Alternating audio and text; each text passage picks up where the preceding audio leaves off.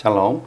Hari ini kita akan renungkan kitab Keluaran pasal 9. Teksnya ayat 70 sampai 35 dan sudah dibagi 3 paragraf.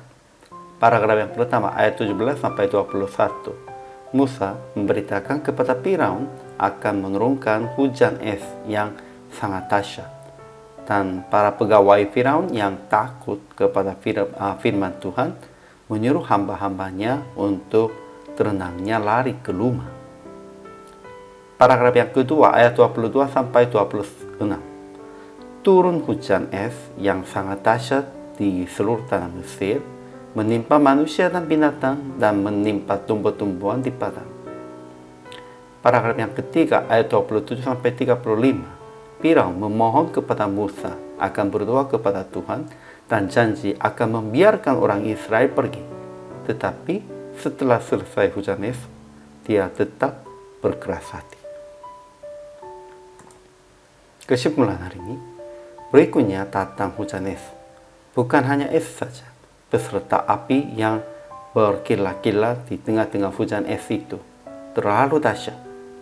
Sebelum itu Tuhan memperingatkan melalui Musa kepada orang Israel maupun orang Mesir supaya ternak dan segala penyai di padang dibawa ke tempat yang aman.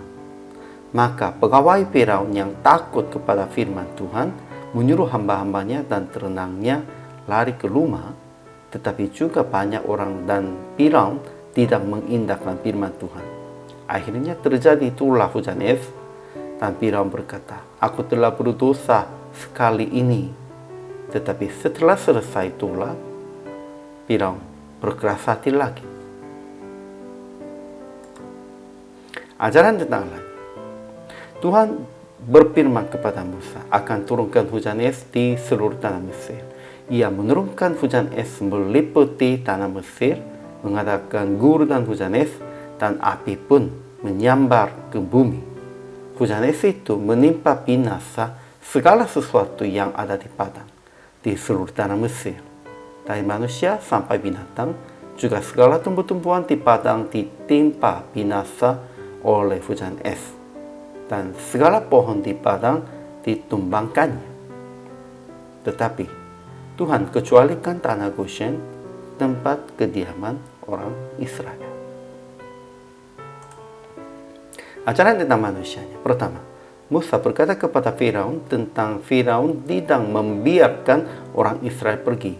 Kemudian berkata lagi, besok akan turun hujan es yang sangat dahsyat, dan semua ternaknya di padang tidak pulang berkumpul ke rumah akan ditimpa oleh hujan es itu dan mati.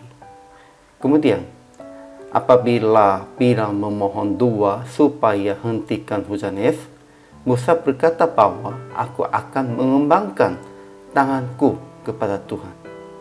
Hujan es tidak akan turun lagi supaya engkau mengetahui bahwa bumi adalah milik Tuhan.